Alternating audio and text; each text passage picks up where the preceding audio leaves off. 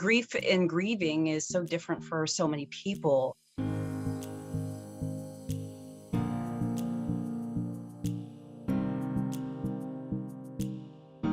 It could be helpful for us to provide some tips for people who could use best practices about managing their grief.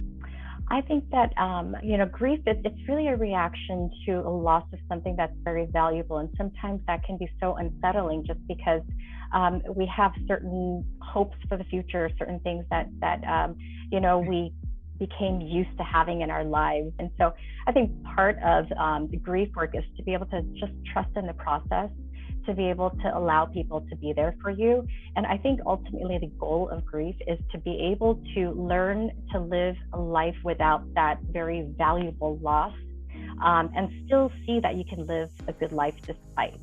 We're never going to forget this person and the way that this person made us feel. And we just need to sometimes trust the process in grief, and that we will learn how to deal over time.